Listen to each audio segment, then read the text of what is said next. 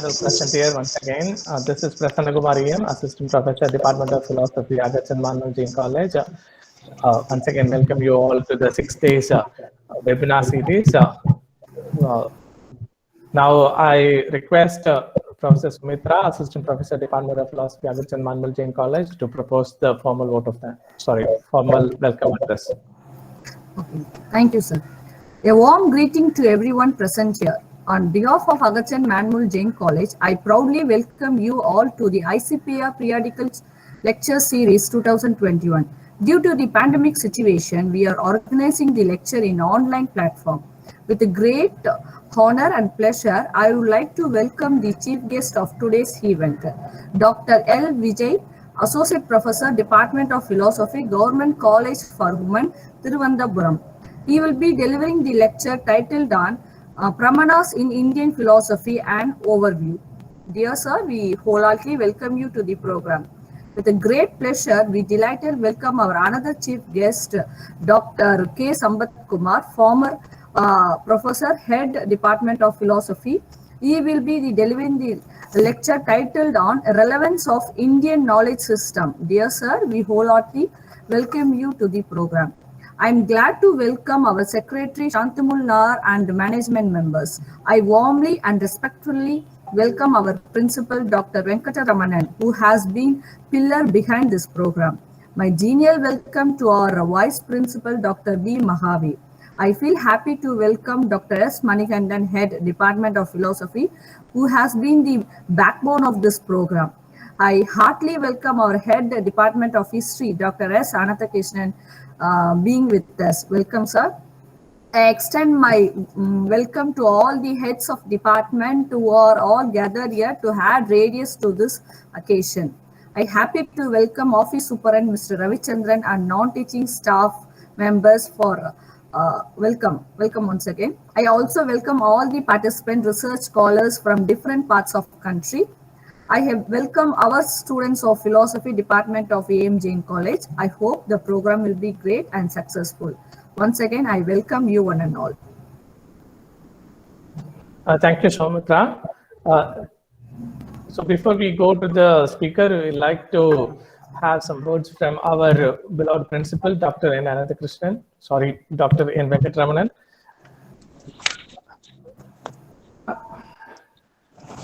Thank you for calling me over, and as I told you, I thank Dr. Vijai and Dr. Sambat Kumar, who I've known for many years now in our forum of AUT, and as an individual who has always been available for Jain College and the Philosophy Department. Whenever we have called him, he's been the first person to put his hand up and be available here. And Dr. Vijai, who was available with our campus on the day when IQAC conducted a program, was kind enough to fly down here just for a day and get back in the afternoon. I thank you, and I respect your time, and I respect your dignity and your commitment to the cause of education and to all of us in Jain College. Thank you, sir. I hope the program goes on well. We'll continue to trouble you, and I know that you will always be available for us. Namaste, and so nice to see both of you here, sir. My pleasure. Thank you. God bless. Thank you. Thank you. Thank you so much, Dr. N. Venkataramanan. Thank you so much for your kind words. Our HOD was supposed to introduce the speakers of the day. Unfortunately, he is not available today. So I would like to introduce the first speaker of the day, Dr. L. Vijai. I think Mani sir has joined, sir. Joined her? Mani sir has joined, but I think he's not well. That's going to continue.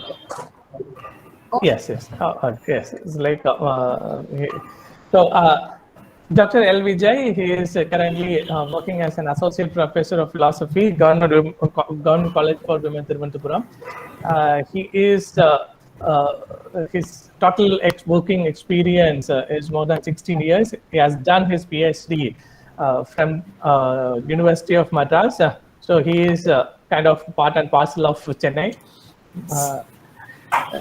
He's been working as a research supervisor under the University of Kerala. Currently, there are 4 research scholars pursuing PhD under him. Already one person has already submitted the thesis. The person is waiting for Viva. And 3 MPhil dissertations have been produced under his guidance. He has presented papers in all over India, many places. More than 60 presentations he has made all over India. He is a regular invitee for many of the colleges in Kerala and the outside, like ICPR lectures and all. He has 22 research articles published in peer-reviewed research journals and all. He is a very humble, down-to-earth person. We wholeheartedly welcome you, Dr. Vijay, to our program. And if we go to enlist his expertise in the field of philosophy, he is good at Indian philosophy. His area of specialization in philosophy of yoga, philosophy of mind, and applied ethics. These are the areas which he is specialized in. His thesis was a very interesting one. He has done a comparison of Shankara and that of Aurobindo. So that was a wonderful thesis which received many acclaims. So once again, we are very happy to have you, Dr. L. Vijay. So now it's over to you. Thank you, Dr. Prasanna Kumar, my dear good friend. And as the principal said, it is always a great joy and honor to be in AM Jain College, the beautiful campus full of greenery. And I had the great fortune to be there in person in 2019 for the IQAC seminar on intellectual property rights. And after that, in many capacities, I have associated with AM Jain College. And I always look forward to, with a lot of pleasure and expectation, to associate with AM Jain College. And for today's ICPR lecture, the theme that I've chosen is something that is very dear to my heart, because my basis or foundation in philosophy is basically rooted in Indian philosophy. That is the area of my prime interest as well. So at the outset, I express my sincere gratitude to the organizers for inviting me for the ICPR lecture, and also allowing me to present a theme of my choice, that is the discussion of Pramanas. And when Dr. Prasanna Kumar invited me, I was told that this session, beyond a formal ICPR lecture, was something that was really fundamentally aimed at the students. Okay, and giving the students a good grounding or a basis in Indian philosophy. And it is with this particular intention that the Indian Philosophers Day webinar series were actually launched. And I believe that is basically how it was conceived by the Indian Council of Philosophical Research also. So I'm very happy to speak to you about a theme which is very close to my heart, that is the Pramanas, this discussion of Pramanas in Indian philosophy. So I'd like to move on to my presentation. I'd like to present my slides. I'll quickly get to my topic, that is Pramanas in Indian philosophy, and overview. And see, basically, if to understand the importance of Pramanas in the Indian philosophical tradition, one has to basically understand how the Indian philosophical systems are structured. Now see, all branches of Indian philosophy are basically rooted in their epistemology. And it is a matter of great importance for the Indian philosophers to ensure an internal coherence between its metaphysics, epistemology, logic, and ethics. So that is something that is very peculiar to Indian systems of thought, be it of the orthodox tradition or of the heterodox tradition. It is absolutely necessary for each school that there is a perfect internal coherence between its systems of metaphysics, epistemology, logic, and ethics. And how is it possible to ensure such an internal coherence? Now, this is the challenging question. Okay, now for that, the way this challenge was faced by the Indian philosopher was that basically, all kinds of knowledge is possible through the sources of knowledge and the tools by which you understand. So they decided that all schools or all dimensions of philosophy have to be basically rooted in epistemology. Okay, and the core dimension of the epistemology in Indian philosophy is the discussion of the Pramanas, or the sources of valid knowledge, which are basically accepted by each school, because it has got its repercussions in the whole domain of thought.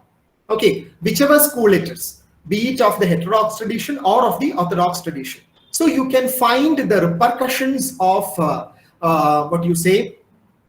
its epistemology, especially its discussion of Pramanas, on the entire tradition of the school, or all dimensions of the school, be it metaphysics, social philosophy, ethics, logic, whatever it be.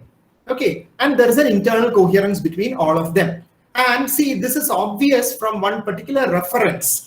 The Greeks in the ancient text, as we all know, there was very good communication between the ancient Greek culture and Indian culture. The Greeks, whenever they referred to the Indian philosopher, a term that they used was that Pramanika. They used to refer to the Indian philosopher as a Pramanika. That is, one who makes his conclusions on the basis of the sources of valid knowledge, or the Pramanas. Now, this reference is sufficient to give us an idea on the kind of importance that was ascribed by Indian philosophers to the discussion of Pramanas in their system of philosophy. Okay, moving on. We need to first, before we enter into the concept of Pramanas, we need to understand certain basic terms in Indian epistemology. Because when we transact a particular concept, it is absolutely necessary in any discipline to be very well aware of the fundamental terms, the basic terms that are used in the system, and what it connotes. Okay, so first let's take a look at what basically is a Pramana. Pramana is the pivot of Indian epistemology, and Pramana is the source of valid knowledge. Okay, Pramana is basically the source of valid knowledge. Now, the other terms that are associated in this connection are Prama, which is true or valid knowledge. Pramata is the subject, because in any process of knowledge, there is involved the subject who cognizes or understands, and that is the Pramata. Okay, then there is Prameya, that is the object of knowledge, because basically all forms of empirical knowledge operate within the dichotomous framework of the subject and the object. Okay, the knowledge process happens within this particular dichotomous framework. So whenever there is a Pramata, that is a subject of knowledge, there is also the Prameya, or the object of knowledge. Now, Pramana, Pramata and Prameya constitute what is called as the Triputi, or the three essential components of a cognition. So any process of cognition would involve these three fundamental elements, that is the Pramana, that is the source through which the understanding happens, the Pramata, the person who cognizes, the subject which understands or comprehends, and the Prameya, which is the object of knowledge. Moving on. Now, basically, there are 6 Pramanas overall accepted in Indian philosophy, although the number that is accepted in each school is very different. And they have very well-defined reasons for accepting or not accepting certain Pramanas. So basically, let's take a look at what the Pramanas are first, to begin with. Indian epistemology accepts 6 Pramanas. They are Pratyaksha, perception. Anumana is inference, roughly translated as inference, but it specifically refers to the process of syllogism in the Indian tradition, and that is something that we have to always remember. So it is not an immediate inference. Immediate inference doesn't come into play here, except of course it is referred to in the case of Swarthanumana. Okay, where there is a distinction between Swarthanumana and Pararthanumana. You can consider immediate inference as a kind of Swarthanumana, But overall, basically, Anumana would specifically refer to the mediate process of the syllogism.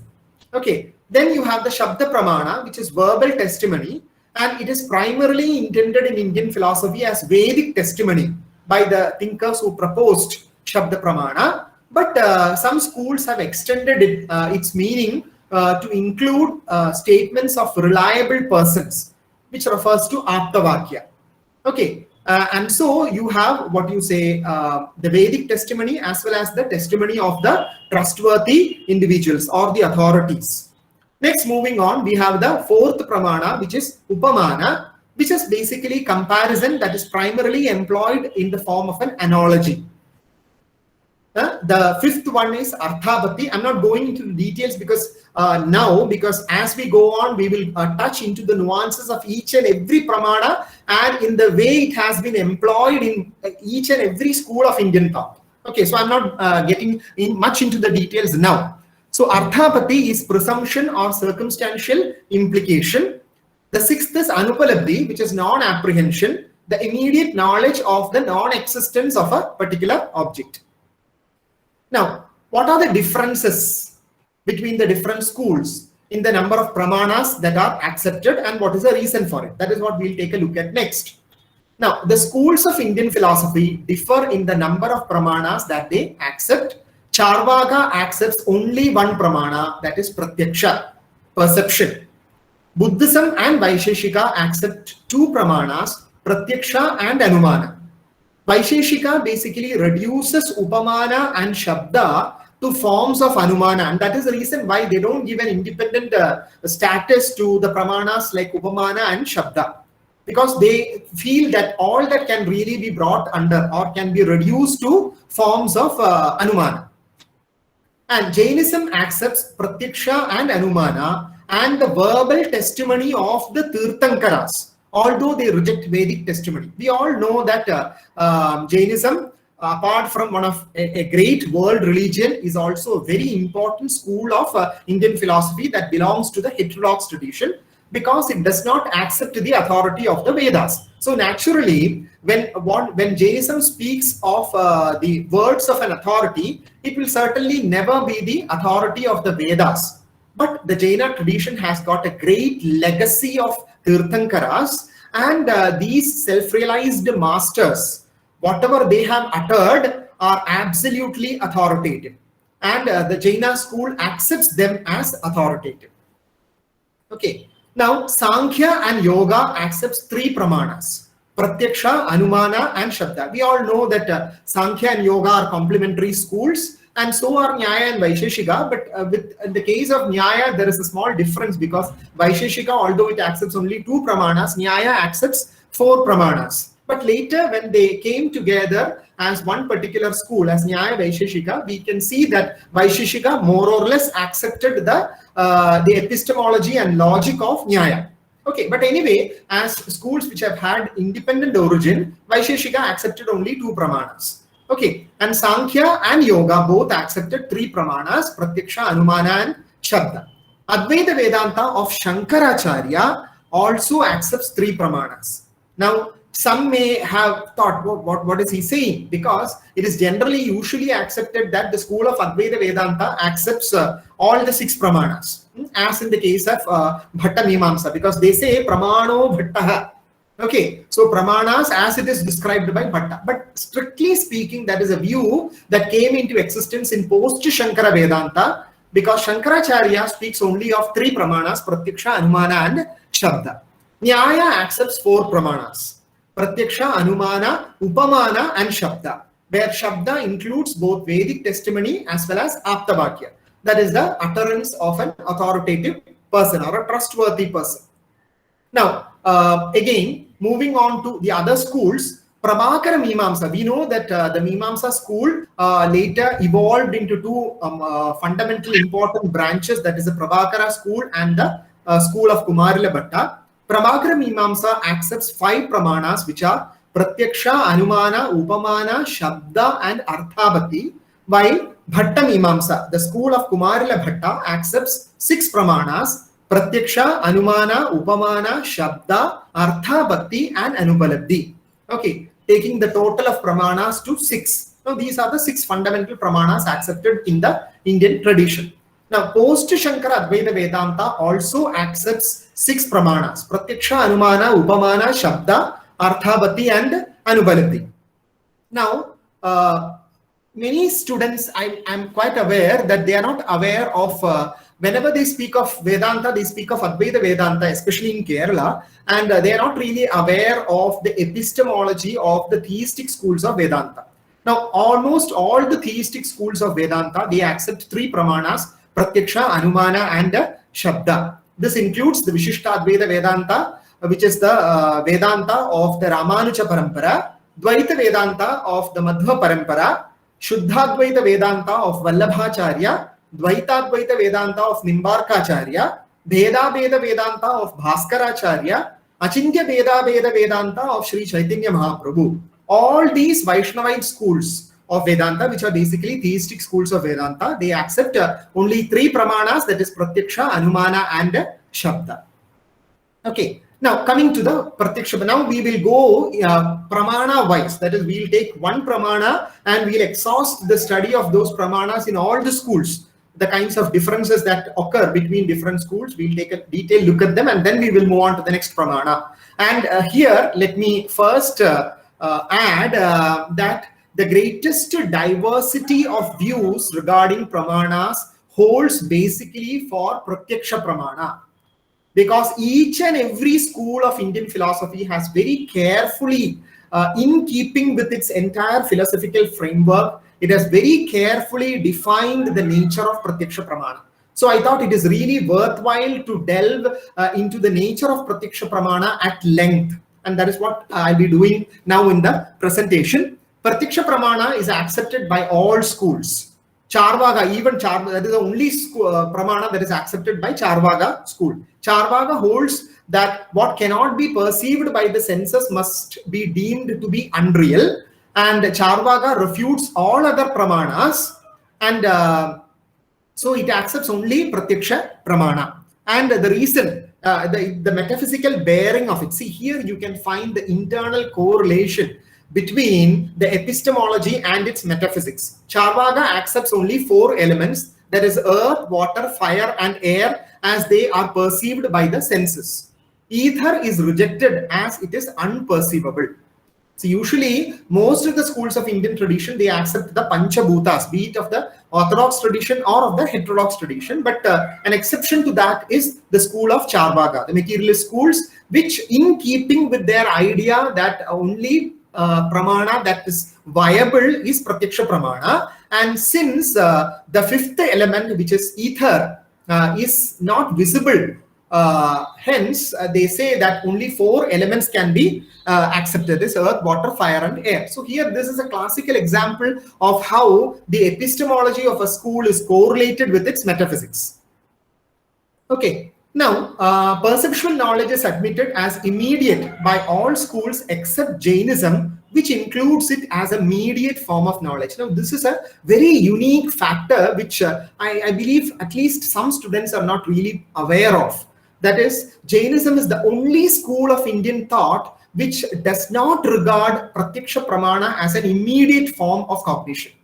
For them, Pratyaksha comes under a mediate form of cognition. We'll see the reasons for it.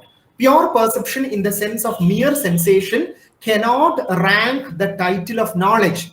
Now, this is the reason that is offered by Jainism. Okay, it must be given meaning and arranged into order by conception or thought. So mere sensations, or what you say as qualia, as put forward by Kant, that really cannot constitute knowledge. Okay, it has to be arranged into a particular structure in the form of a conception or thought. Now, perceptual knowledge is regarded as mediate as it presupposes the activity of thought. This is the reason that is basically given for it. And one is here very correctly reminded of Kantian epistemology, because the way Kant found fault with the empiricist tradition, or it is not really finding fault, where he understood that the empiricist tradition is incomplete in its analysis of the process of knowledge. wherein he adds that along with the qualia, you have to bring in the intuitions of space and time and the categories of understanding to make judgment complete. Okay, so it is more or less on those lines that Jainism says that perceptual knowledge is a mediate form of knowledge. It is not really immediate because it involves the thought process as well, because the sense data have to be arranged in forms of conception or of thought. Okay, moving on. Mediate knowledge in Jainism is again divided into Mati and Shruta. Mati includes both perceptual knowledge and inferential knowledge. Matiknyana springs in a particular way. That is, the process of knowledge in Matiknyana is described like this in Jainism. There is avagraha, the knowledge produced from the contact of sense organs with object. That is the first stage. This is followed by iha. It follows avagraha, and in it the soul is able to appreciate the qualities of the visible object. Moving on, there is a third stage which is called as avaya, where the object is cognized with clarity. And finally, they say that it is even when the object is cognized with clarity, the real process of perception does not come to an end. There is a fourth stage called as the dharand, where the full knowledge of the object leaves an impression upon the mind of the human being. So just understand the depth to which the Jain philosophers had analyzed the process of cognition. See, it requires such great insight to arrange the process of perception into these four stages: avagraha, iha, avaya, and dharand. Okay, now moving on, there are other forms of knowledge: avadijnana, manahparyaya jnana, and kevala jnana, which are three kinds of immediate knowledge which are extraordinary and extrasensory perception. So basically, Mati and Shruta both come under mediate forms. So the immediate forms of knowledge for them are the three extraordinary forms of perception, which are avadijnana, manahparyaya jnana, and kevala jnana. Now avadi is basically clairvoyance, manahparyaya is telepathy, and kevala jnana is omniscience. Now both avadi and manahparyaya are bound by spatial and temporal limits. In both, the soul has direct knowledge, unaided by the senses or mind. Hence, they are immediate, although they are limited. See, this unlimited dimension is proposed only for kevala jnana. For both avadijnana and manahparyaya jnana, of course, there is a form of extrasensory perception, but it is of a limited scope. It is not of unlimited scope. So please bear that in mind. Kevala jnana is unlimited and absolute knowledge acquired by liberated souls and is not limited by time, space, or object. Because the liberated souls, after being released from the body, we know that they go to the mediating line or the boundaries of Lokakasha and Alokakasha, which is called as Siddhashila in Jainism, and it is there that the Kevalins or the Jinas, the conquered ones, okay, that is where they reside, and these Jinas, they have absolute and unlimited knowledge. So it is only the liberated souls who have unlimited and absolute knowledge. But the sadhakas, those in the process of attaining to jinahood, they will develop after a period of sadhana. They will develop extrasensory forms of knowledge like avadijnana and manahparyaya jnana also. Now they acknowledge three kinds of wrong knowledge as well. That is samshaya, doubt; viparyaya, which is mistake; and anadhyavasaya, or wrong knowledge through indifference. Now coming to Buddhism. Okay, Vaibhashya, I will touch upon different schools of Buddhism here. So this may be a little new to some scholars of Indian philosophy. Vaibhashika Buddhism, being a realist school, says that pratyaksha is a form of samyak jnana or true knowledge. Now pratyaksha is the knowledge devoid of imagination and error. That is how they define it. The Vaibhashika school defines it as a knowledge that is devoid of imagination and error. Pratyaksha is of four types according to them. First is called as Indriya Jnana, which is knowledge attained through the senses, which is well known to all of us. Second is Mano Vijnana, which is basically a sensual knowledge in the form of Samanatara Pratyaya. That is a mental modification in the absence of which there is no knowledge even after continued seeing. And Manovijnana is born of both object and consciousness. Then we have Atma Samvedana, which is a manifestation of Chitta and its dharma, like pleasure and pain in real form. It is attributeless in nature, it is without error, and of the nature of self-realization. That is called as Atma Samvedana. The fourth is what is called as Yogic Jnana, which is the ultimate knowledge of the things that is perceptible, a cognition of Swalakshanas, because you know that the Buddhist school speaks of what are called as Swalakshanas. And it believes that a cognition of Swalakshana is a Paramartha Satya, because it is not, they don't believe in any underlying substrate. So what is real is only the Swalakshanas. And so the knowledge of the Swalakshanas is classified by the Vaibhashika school of Buddhism as a Paramartha Satya. Okay, moving on, Sautrantika Buddhism is another form of realistic school of Indian philosophy. Sautrantika Buddhism says that we don't have direct perception of external objects, but only the knowledge of their appearance. Perceptual objects are in the mind itself, but the external objects that they represent are not known by perception, but by inference, based upon the mental modifications aroused by them. Now, the Sautrantika position of perception is actually called as Bahyanumeya Vada. It is a form of representationalism or indirect realism. So it believes that objects are there, out there, independent of the perceiving mind. So therefore, Sautrantika is basically a realist position, but they believe that what we basically cognize are the representations of the objects in our consciousness. That is the reason why it the existence of the object itself, apart from its impression in our consciousness, is understood only through the process of Anumana. And that is why they speak of Bahyanumeya Vada, which is actually a form of representationalism or indirect realism. Okay, now according to the Yogacara school, which is really the subjective idealist position, the physical world has no existence apart from consciousness. Pure subjective idealism one can find here. All things that are usually regarded as external to mind are nothing but mental modifications.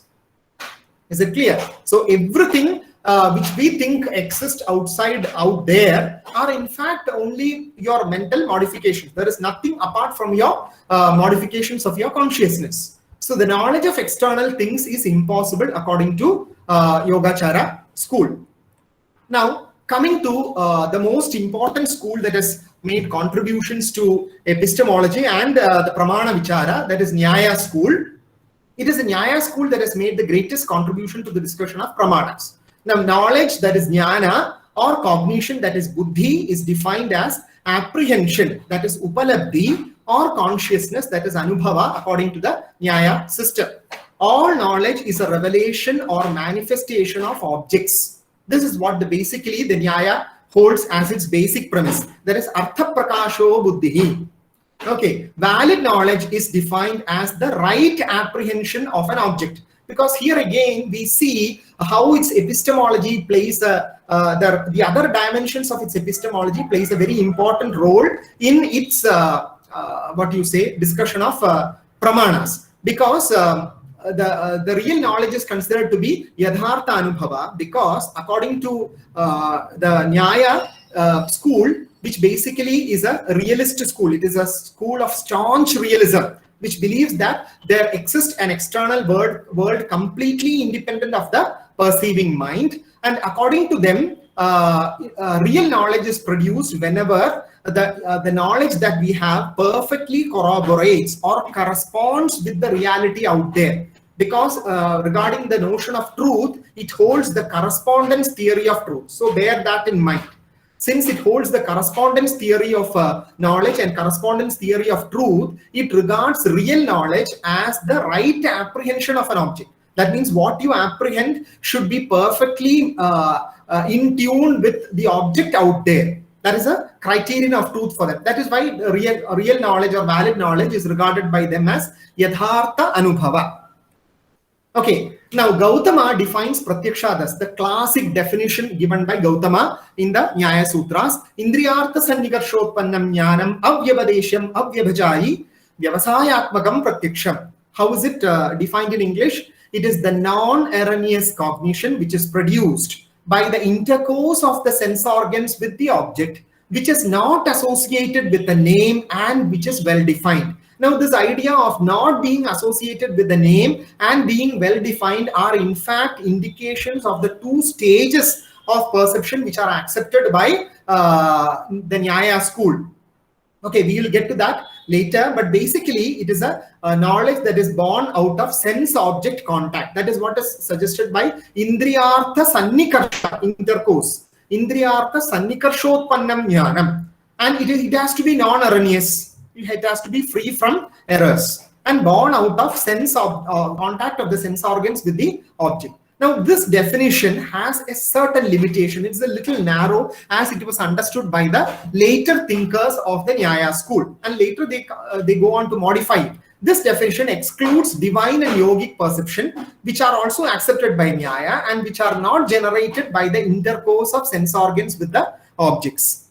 Okay, now, in order to include this, that is extra, normal, or the extraordinary forms of perception which are basically accepted in the Nyaya school, this modification of this definition of Gautama was later modified by Vishwanatha and another illustrious thinker in the Nyaya tradition, and he defined pratyaksha as jnana karanam jnanam pratyaksham, that is direct or immediate cognition which is not derived through the instrumentality of any other cognition. Okay, so that is jnana karanam jnanam pratyaksham. So there is no instrumentality of any other factors here, according to this definition. Sense-object contact necessarily presupposes the manas sense contact and the manas self-manas contact. See, there is the self comes into contact with the manas comes into contact with the indriya, which is not actually the golaka, that is the outward thing, but it is the sukshma, the subtle counterpart in the sukshma sharira. Okay, so the self comes into contact with the manas comes into contact with the indriya, and the indriya goes out and has sannikarsha with the object outside, and as a result, you know that when that sannikarsha happens, then consciousness is born in the self as an adventitious quality, because otherwise the self is not conscious by nature according to Nyaya. Consciousness arises as an adventitious property, and immediately things become known. Now, this is the process of external perception. What is different in Manasa Pratyaksha or internal perception? There is no immediacy of the senses there. The objects are the internal states, like internal states of emotions, feelings, and things like that, which are there within the mind. The self comes into contact with the manas comes directly in contact with the internal experiences, and knowledge is produced. Again, consciousness is produced and knowledge is produced as a result of it. That is the case of Manasa Pratyaksha. Okay, and the manas here actually acts as the mediator between the self and the sense organs. And the sense organs are derived from the elements whose specific qualities of smell, taste, touch, and sound are manifested by them. So the sense organ has again a perfect correlation with the nature of the object out there. That means which form of the Panchabhuta is dominant in that will also be the nature of the sense involved. Okay, so that is basically the idea here. Now, the Nayayikas further divide Pratyaksha into Bahya and Manasa Pratyaksha, and here I told you there are two stages, distinct stages accepted by Pratyaksha, that is indeterminate, that is Nirvikalpa Pratyaksha, and determinate Savikalpa Pratyaksha, which was basically included in the classic definition of Gautama. Okay, now they are not two different kinds of perception, but only the earlier and the later stages in the complex process of perception. Now, perception may again be classified into ordinary, that is Laukika, or extraordinary Alaukika. When the sense organs come into contact with the objects present to them in the normal way, we have the Laukika Pratyaksha. And if the contact of the sense organs with the object is in an unusual way, wherein the objects are not ordinarily present to the senses, but are conveyed to them through an extraordinary medium, then we have got what is called as Alaukika Pratyaksha. Now, what are the forms of Alaukika Pratyaksha? They are of three types. Samanya Lakshana, which is basically the perception of universals, because the universals are accorded an independent, separate status in Nyaya, being a system of staunch, realism. Okay. Now, ordinary perception only presents particulars to us. That is what the Nyayas argue. Therefore, universals that inhere in the particulars are perceived only through an extraordinary means of perception, and that is what brings in the necessity of employing Samanya Lakshana Pratyaksha. This is the argument given by them. Now, second, we have the very interesting form of perception, that is Jnana Lakshana Pratyaksha, which is basically a complicated form of perception through association. What is it? Sometimes different sensations become associated and form one integrated perception. Here, an object is not directly presented to a sense organ, but is revived in memory through the past cognition of it and is perceived through representation. And thus we have, like, I see a fragrant rose. So memory and the perception are combined together. And that is basically what is called as Jnana Lakshana Pratyaksha. Finally, we have again yogic perception, which is accepted by many other schools also. Yogaja Pratyaksha is the intuitive and immediate perception of all objects, past, present, and future, which is basically possessed by the yogins. Okay, Sankhya school again speaks of representative perception. Okay, like the Sautrantika form, Sankhya also speaks of representative forms of perception. When an object in the range of vision, when an object comes in the range of vision, the internal organ, that is the Antakarana, modifies itself so as to assume the form of the object. It happens basically, according to Sankhya, through the process which is called as Antakarana Vritti. Okay, now the modification of the internal organ is called Vritti, and the Vritti basically is fundamentally illuminated by the ultimate transcendental subject, which is the Purusha, which is the real source of all light and knowledge. Now, Prabhakara Mimamsa defines perception as direct apprehension. Sakshat pratitihi pratyaksham. That is how Prabhakara Mimamsa defines it. Kumarila Bhatta defines it as direct knowledge produced by the proper contact of the sense organs with the presented objects, which is free from defects. So here, more or less, we can see a form of a realistic epistemology here in the case of Kumarila Bhatta as well. Now, coming over to Advaita Vedanta, the Advaitins hold that the mind must be united with the object in external perception as well as in the internal perception. According to Advaita, in the perception of an external object, the mind goes out through the sense organ and reaches out to the object and assumes its shape or vritti. Very similar to what Sankhya says, but with some modifications or changes. The pervasion of vritti removes the veil of ignorance, which is that process is called as vritti vyapti, and the pervasion of reflected consciousness illumines the object, which is called as phala vyapti. The capacity of the mind to illumine an object is because of the reflection of Brahman, that is pure consciousness in the mind. So here Brahman replaces Purusha in the Sankhya context here. So basically it is only because of the illumination of the object by the pure consciousness in the mind that knowledge is basically possible. The knowledge of experiences of the mind, like happiness and sorrow, occur in the mind without the aid of the sense organs. So these are not cognized through any mediation of the sense organs. They are directly known by the witness consciousness. So herein lies the importance of Sakshi Chaitanya or witness consciousness. Now, Advaita Vedanta speaks of three distinct stages of how the mental mode, which is called as Antakarana Vritti, I told you, that is what goes out and takes the form of the object. That is Antakarana Vritti, how it is united with the external objects and which leads to perception. Now, there are three distinct stages. First is Chidubaraga, tinging the subject consciousness with the object.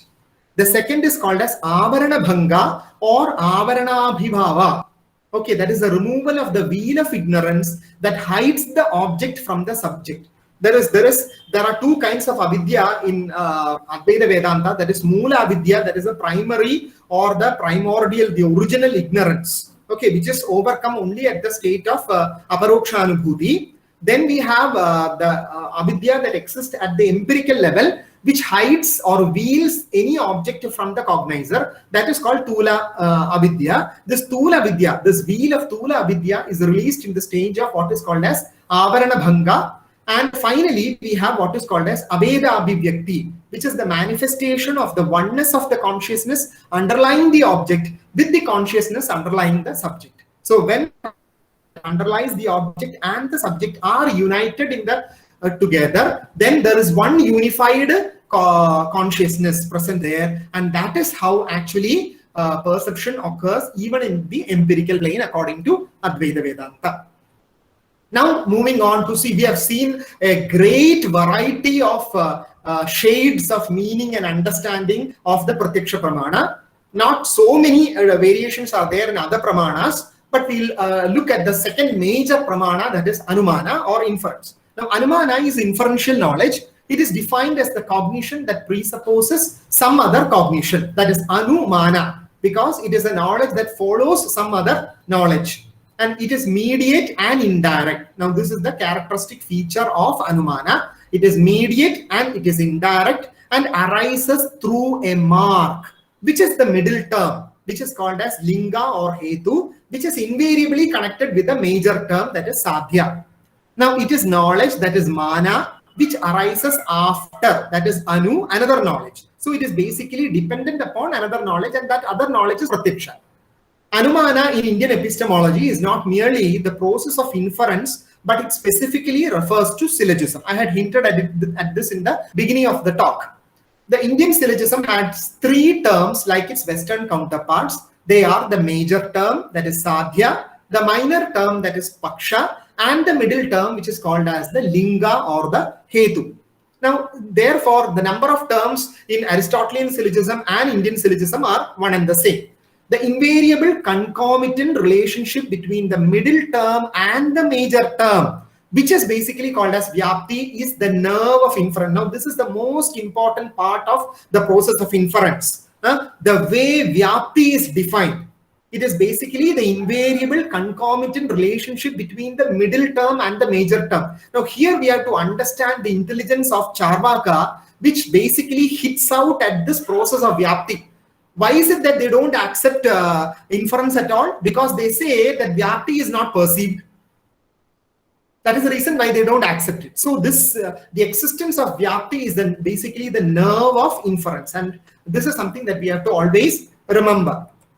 Now, the Nyaya school has made the greatest contribution to the development of Anumana. Nyaya defines inference as the knowledge arising through Paramarsha. Now, understand this very carefully. It is technical, but it is really worthwhile to understand it. It is a knowledge that arises through Paramarsha. That is the knowledge of the major term in the minor term through the middle term that resides in the minor term, which is called as Paksha Dharmata, and is invariably associated with the major term, which is Vyapti. So this is how inference is defined in Nyaya. We'll break it up to have a better understanding of it. Now, the text goes like this: Paramarsha Janyam Jnanam Anumiti. That is the knowledge that is produced is called Anumiti, and the source is Anumana. Okay, Vyapti Vishishta Paksha Dharmata Jnanam Paramarsha. That is what is said. Now, the presence of the middle term in the minor term is called as Paksha Dharmata. Understand each component of the process of inference. The presence of the middle term in the minor term is called as Paksha Dharmata. The knowledge of Paksha Dharmata as qualified by Vyapti, that is Paksha Dharmata taken along with Vyapti, qualified by Vyapti, is called as Paramarsha. And the knowledge that arises through the process of Paramarsha is defined as Anumana. That is Paramarsha Janyam Jnanam Anumiti. That is how they define it. So hope these components are clear. Now let's understand it through an illustration. Smoke is invariably associated with fire. That is Vyapti. And if we see smoke in a hill, we conclude that there must be fire in the hill. Hill is the minor term, fire is the major term, and smoke is the middle term. Indian logic does not separate deduction and induction. A very important point to understand. Both are used together in the formulations of Indian syllogism. And another important idea is that formal and material logic are blended in Indian, in the case of Anumana. Especially Nyaya Anumana, we see that not only Nyaya Anumana, the others also, formal and material logic are perfectly blended here.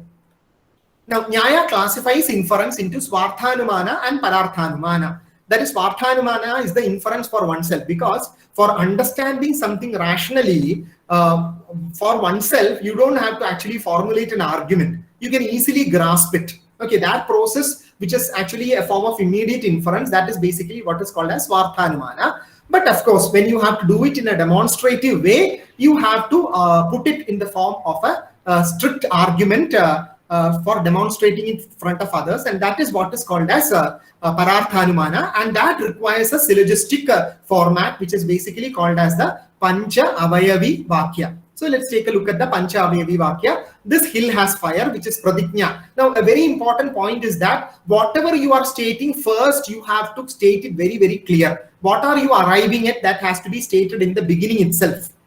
Because otherwise you may enter into what you say quibble and things like that, and you will eat up your own words and finally say that no, this is not what I was intending at all. That is not permitted in a valid inference. So in the valid inference, whatever you are going to prove, that has to be stated in the very beginning itself. That is what is the place of Pradigna here. Now, because it has got smoke, that is Hetu. The reason comes here. Then third statement is whatever has smoke has fire, for example, an oven. This is actually the universal premise combined here with an example, which brings in the element of what is called as material logic here. Okay, so it cannot be a blind assertion. There has to be a reality to it, and that is why Udaharana is given here. It is basically the major premise. Okay, now this hill has smoke, which is invariably associated with fire. That is how you connect the ideas together. That is Upanaya. That is connection, the linking. And finally, through all these things, finally you arrive at therefore the hill has fire, which is the conclusion, which is the Nigamana. This is the structure of the Pancha Avayavi Vakya. Now, in comparison to the Aristotelian syllogism, the Nyaya syllogism corresponds to the Barbara mood, AAA mood of the first figure, which is the strongest mood of the strongest figure. The middle term in Indian logic is of pivotal importance and has 5 distinctive characteristics. Let's quickly take a look at them. It must be first present in the minor term, which is called as Paksha Dharmata. For example, smoke must be present in the hill. It must be present in all positive instances in which the major term is present, which is called as Sapakshatva. For example, smoke must be present in the kitchen where fire exists. It must be absent. See, bringing the element, both elements are brought in here. It must be absent in all negative instances in which the major term is absent. That is Vipakshasatva. Smoke must be absent in the lake where fire does not exist. Fourth, it must be non-compatible with the minor term. Abhadita, for example, it must not prove the coolness of fire. Finally, it must be qualified by the absence of counteracting reasons which lead to a contradictory conclusion, which is called as aviruddha. For example, the fact of being caused should not be used to prove the eternality of sound, because by the very assertion of eternality, it cannot be caused. Okay, so these are the characteristics of the middle term, and the violations of the characteristics of the middle term lead to what are called as the fallacies in Nyaya syllogism, which are called as the Hetvabhasas. Okay, now see, Indian logic fallacy is called as a Hetvabhasa, where the middle term appears to be a reason, but is in fact not a valid reason for ensuing inference. So it is confusing. It may look like a proper reason, but it is really not a proper reason. All fallacies here in Indian logic are material fallacies. Keep that in mind. All fallacies are material fallacies, not formal fallacies, and are born out of the violation of the rules of the middle term, what we have seen already. I'll just mention them because time does not permit me to go into the depths of Hetvabhasas, because I will not be able to cover the other Pramanas. So Hetvabhasas are Asiddha or Sadhyasama. That is the first category, which includes 3 types: Ashraya Siddha, Swarupa Siddha, Vyapyatva Siddha. The second category is Savyabhichara or Anaikantika, which includes Sadharana, Asadharana and Anupasamhari. And the third type is called as Sappratipaksha. The fourth is Vadita and the fifth is Viruddha. So these are the different kinds of Hetvabhasas. All of them are basically material fallacies and are born by the violations of the rules of the middle term. Moving on, classifications of inference. Gautama classifies inference into 3 kinds: Purvavat, Sheshavat and Samanyato Drishta. The inference of the unperceived effect from a perceived cause is called Purvavat inference. For example, we infer impending rain from dark clouds in the sky. That is called Purvavat. The inference of unperceived cause from a perceived effect is called Sheshavat inference. For example, we infer past rain from the swift, muddy, flooded water of a river. And finally, we have where inference is based not on causation but on uniformity of coexistence. It is called as Samanyato Drishta inference. For example, we infer the cloven hoofs of an animal by its horns. Okay, now Purvavat inference is based on previous inference of universal concomitance. Sheshavat inference is inference by elimination, and Samanyato Drishta is inference by analogy. This is another way of how you can look at it. Another classification of inference is into Kevalanvayi, Kevala Vyatireki, and Anvaya Vyatireki. Of course, I will not have time to elaborate on all these. I'm just mentioning them. This classification is based on the nature of Vyapti and on the different methods of establishing it. Now, the Kevalanvaya inference corresponds to, this is the homework for you. Okay, so just go and take a look at what, how it corresponds. Kevalanvayi inference corresponds to Mill's method of agreement. Kevala Vyatireki corresponds to Mill's method of difference, and Anvaya Vyatireki inference corresponds to Mill's joint method of agreement and difference. Now coming to the next pramana, that is Upamana. The third kind of valid cognition is Upamiti. Let me just take a look at the time. Okay, so I'll just, I will not take very long, another maybe just maximum 10 minutes. I'll just wind it up within that time. Okay, the third kind of valid cognition is Upamiti, and the means for it is called as Upamana. It is knowledge derived from comparison and roughly corresponds to analogy. Nyaya defines Upamana as the knowledge of the relation between a word and its denotation. There are differences between two schools regarding the nature of Upamana. That is, one is Nyaya and the other is Purva Mimamsa. You have to understand the difference very clearly. That is why Nyaya defines Upamana as the knowledge of the relation between a word and its denotation, produced by the knowledge of resemblance or similarity. Okay, that is defined like this. Samjna samjni sambandha jnanam upamiti tat karanam sadrishya jnanam. Okay, that is how it is defined in the sutra. Illustration of Upamana: a person who has never seen a gavaya or a wild cow and does not know what it is told by another person that a wild cow is an animal like a cow. He subsequently comes across a wild cow in a forest and recognizes it as a wild cow. This knowledge is born out of Upamana. Here, Upamana is just the relation between a name and its denotation. The Buddhists reduce Upamana to perception and testimony, and the Sankhya and Vaisheshika reduce it to inference. It is really important to understand why the other schools have not included it as an independent pramana. It is only because Buddhists have reduced it into forms of perception and testimony, and Sankhya and Vaisheshika reduce it to forms of inference, and Jainas considered it as a form of prativijna or recognition. Okay, so they don't think that this deserves a separate treatment as a separate pramana. Mimamsa view of Upamana is significant. Mimamsa regards Nyaya view of Upamana as a case of verbal testimony. For them, the relation between a word and a denotation is a case of verbal testimony according to Mimamsa. So they don't accept that view. But still they accept Upamana. According to Mimamsa, comparison apprehends the similarity of the remembered cow to the perceived wild cow. So it is basically a comparison between two perceived images. That is the nature of the analogy that operates here according to Mimamsa. It is not a relation between a word and its denotation, which they consider it as a case of Shabda Pramana. So, Gavaya Sadrushi Gauhu. That is how they define it. Mimamsa defines it.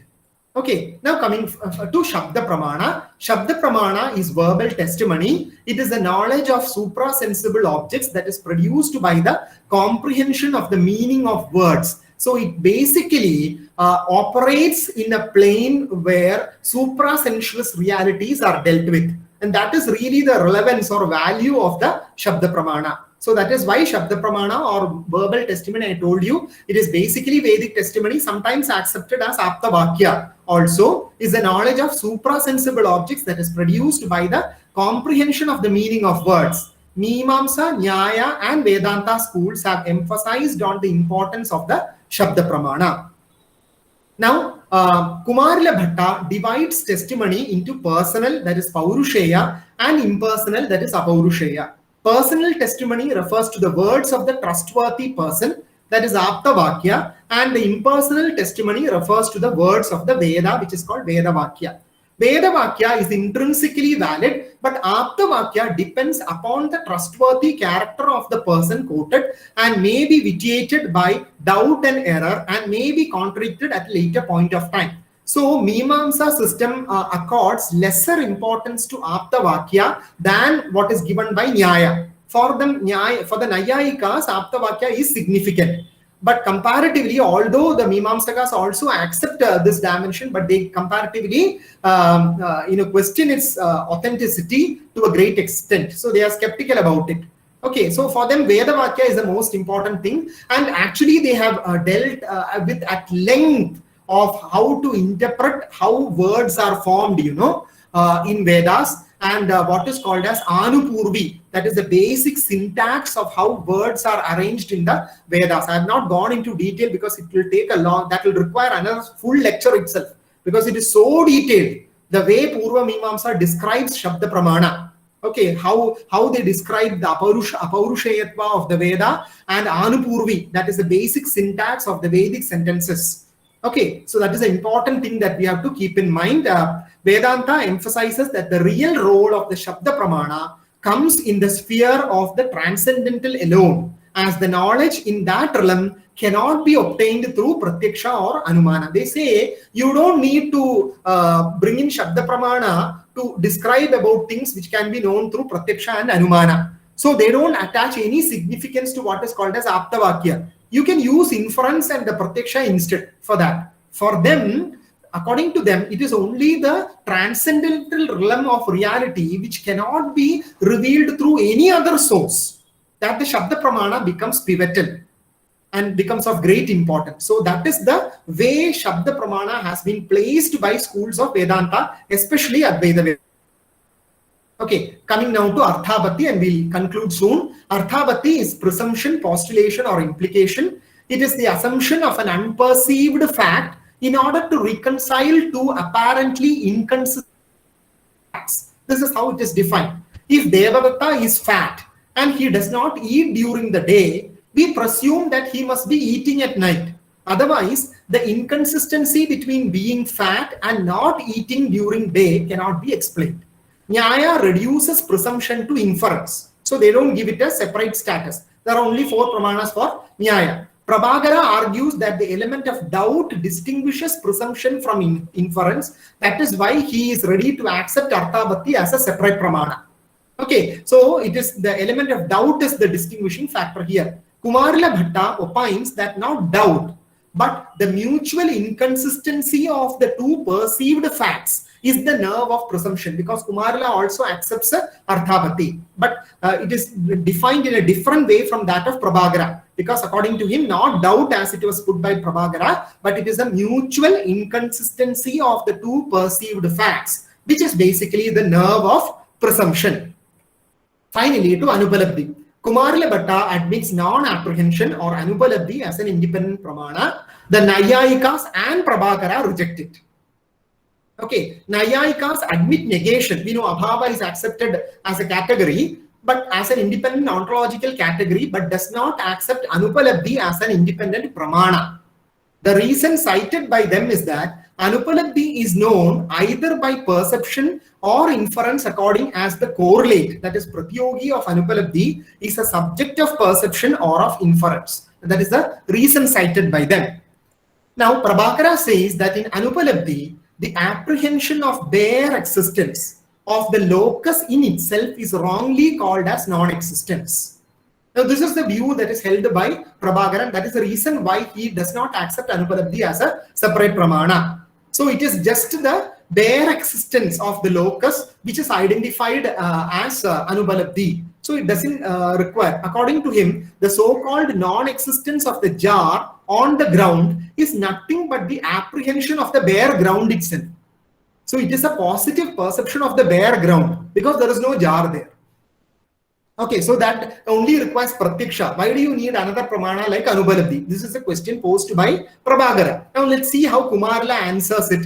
Kumarla Bhatta refutes the argument of Prabhakara, saying that when we perceive the bare ground, we perceive neither the jar nor its non-existence. Hence, the perception of the bare ground is different from the non-existence and the non-cognition of the jar, because the non-cognition of the jar is a positive acceptance of the the absence of an object.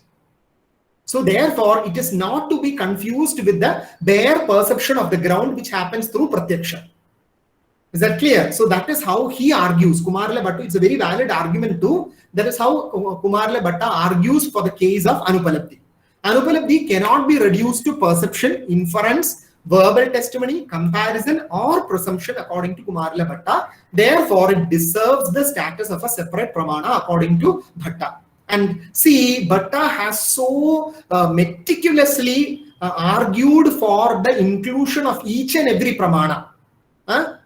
He has gone into the nuances of all of it, and that is the reason why the post-Shankara Advaita Vedantins have basically believed, they have basically stated that they accept the pramanas as it is put forward by Kumarla Bhatta. That is why they say pramano bhatta. So pramanas as it is put by Bhatta. Okay, so that is the thing. Coming to the conclusion, the study of pramanas is of vital importance in Indian philosophy, as the philosophical framework of each school, be it metaphysics or ethics, is built upon its epistemology, and the pramanas accepted by each school plays a decisive role in epistemology. Now, already within the lecture itself, you have seen how there is a perfect synchronization of the metaphysics and epistemology, and how the concept of pramanas and the way a pramana has been defined has a bearing on its metaphysics also. Okay. So one can say without exaggeration that pramana vichara, someone has, one can say without exaggeration that pramana vichara, that is the deliberations on the nature and role of each pramana, is the foundation of Indian philosophy. So it is not really an exaggeration to say that pramana vichara, or a clear understanding of pramanas, is the foundation of Indian philosophy itself. Unless and until you are sure and clear of that, you will find the whole edifice that is constructed on top of it as obscure and unclear. So it is very important to get to the foundations first and get your foundations very, very strong if you really have to build an edifice on top of it. Okay, so thank you very much for your patient listening, and I once again take the opportunity for thanking our organizers, especially my very good friend Dr. Prasanna Kumar, for giving me an opportunity. And as promised, I believe somewhat, maybe I have exceeded 5 minutes or so, but I could complete the presentation on time. Thank you very much for lending me a patient ear. A good number of people had joined and they have remained through the complete presentation. My humble pranams to all of them. Thank you, one and all. Okay, over to you, Prasanna. Thank you so much, Dr. L. Vijay. It was a very nice presentation, very exhaustive presentation about the Pramanas in Indian philosophy. And it was well fitted into the time also. Thank you so much, Dr. L. Vijay. We have requested this webinar series. In the webinar series, we have requested all the speakers to speak to the students. Like it was supposed to be a lecture series to the undergraduate students, and this particular lecture fits really into that category. Thank you so much for making this precise and exhaustive presentation. Thank you so much. Now I think we will have 2-3 responses for questions. So I request the participants, they can directly ask their questions to the speaker. I think Dr. Badri would like to respond. The question, Prasanna, absolutely glued and stuck to my computer when Dr. Vijay was presenting.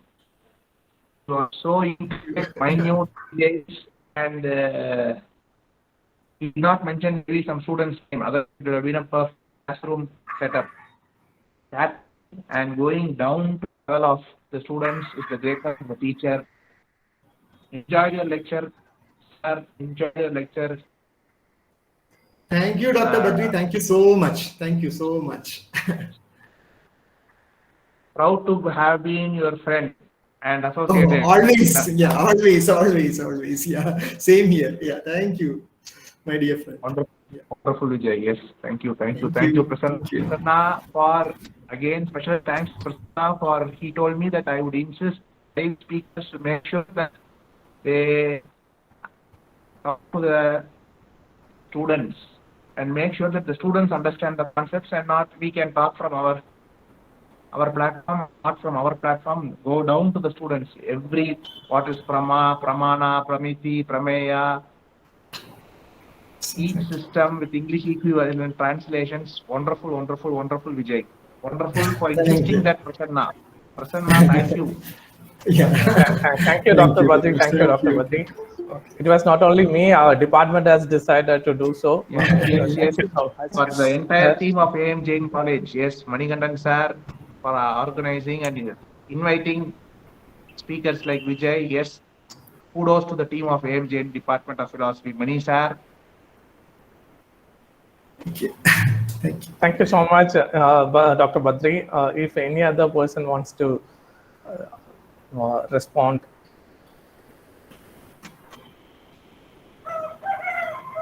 I only think there can be responses. I don't think there is any scope for questions. Oh my God. For all there is, some students should have attended it and they will be asking.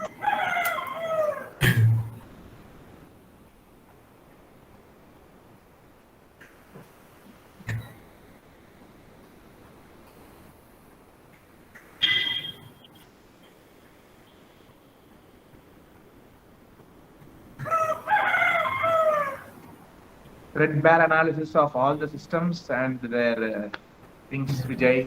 Thank you. Thank you so much. Okay. I'm not finding any questions in the chat box.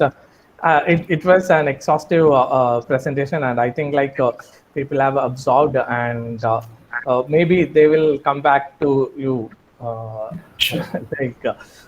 When they digest it, they will come back to you for further clarifications. I think it was condensed. Yes.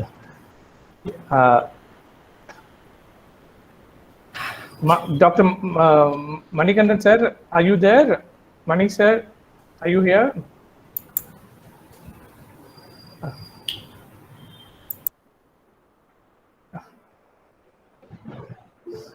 Prasanna? Yes, sir. You'd like to say something, sir? Mani sir? Thank you, Vijay. It was an awesome presentation. And initially, I couldn't join. Thank you very much, sir. Thank you, sir. Thank you so much, sir. Sorry for that. Yeah. Well, you have almost become one of the member of our department. Oh, sure, sir. It's such a great joy. I feel at home in AM Jain College. Yeah, supporting us and encourage us. Thank you. Sure, sir. Sure, sir. Yes, Prasanna. Thank you, sir. Thank you so much for shipping in, sir. Dr. Vijay, you may stop the presentation. No, actually, it was not presented from my end, Dr. President. I think it was done from the institution. Yeah. Yes, but it's still your presentation is on. Okay, I'll try to do. Okay. I stopped screen presenting. Okay. Yeah. So I hope you will be continuing with us. Definitely. Yes, certainly. I'd like to. Okay. So eager to listen to Sambat sir. Yeah. Okay. Thank you so much. So, Dr. Anand sir, you like to comment? No. It is a brilliant presentation. But I think Professor Krishna Vyas wants to say something. I think we can listen to the senior staff. Okay. Sir? Yes, sir.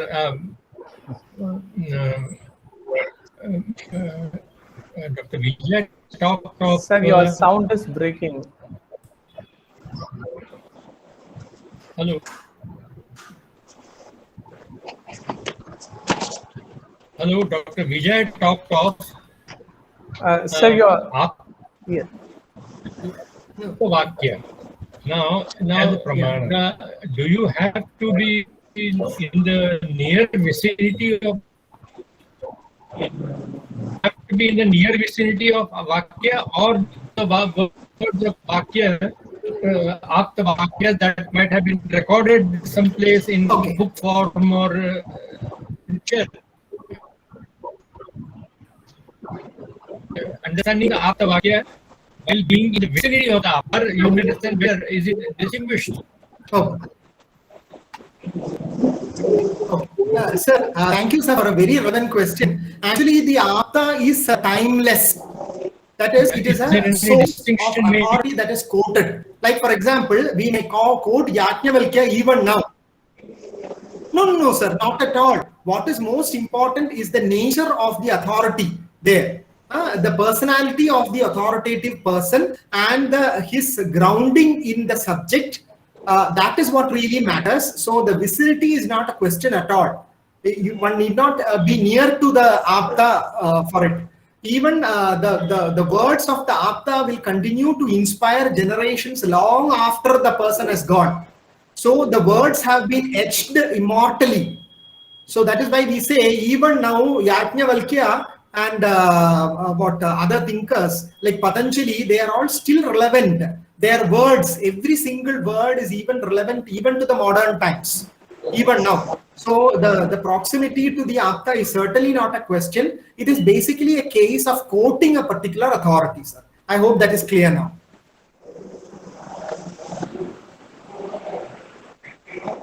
Thank you. Thank you, sir.